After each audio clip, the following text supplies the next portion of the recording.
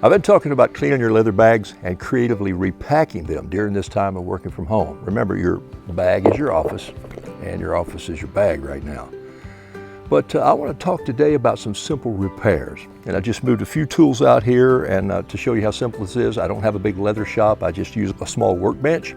You may own your bag because you love the leather, because you love the design. Okay, I love the smell. Maybe you chose it for toughness and durability. But if you own a bag long enough, it's going to fall over, it's going to fall out of the Jeep door. You're going to stain it, you're going to strain it, you're going to stretch it. Something may work loose. You might need a strap, loose snap, or a D-ring. Something simple, and I did say simple, repairs. I've been doing this for a while. My wife got me started. She made my first briefcase and my first suitcase. This is my first hole punch. So let's say you need another hole in your belt, or you want to put a longer strap on your bag and you bought some leather. It's the best way to punch a hole. They're open here, so it punches the leather out. Take a look right here. I'm going to turn it around. There's two holes here. I'm just going to put it right here, and I'm going to push down. Click. You hear that sound? Some sort of a knife. These are slip blade knives. You will need a hammer. I keep a little block of metal around. Recycle bin at a welding shop. I do have some leather shears. These are brand new. Can you tell?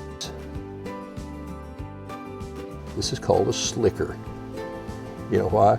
Because it makes the edge slick. Now, to really make this work, you want to wet this first, and then you slick it across the edge like this, and it sort of seals the edge of the leather. An awl or an ice pick. Here's how I keep my ice pick in the bag. I just stick it into a wine cork.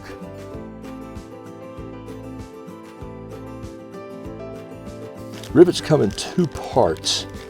You got a top part, you got a bottom part. And the rivet tool itself will come with a little piece of steel like this. Rivet, squeeze it, set my rivet case down in there, put the little tool convex on this side, put it on the cap, I'm holding it. Bingo. I just set that rivet. This is done. A few rivets, a hole punch, a hammer, a nice pair of scissors that'll cut leather, a slicker. You get everything you need to start making simple repairs. So your repairs don't have to be that complicated. In fact, during this time, I'm trying to learn something new every day. So if you make some repairs, if you get some tools, if you've got some questions, let us know. Send us a note, will you?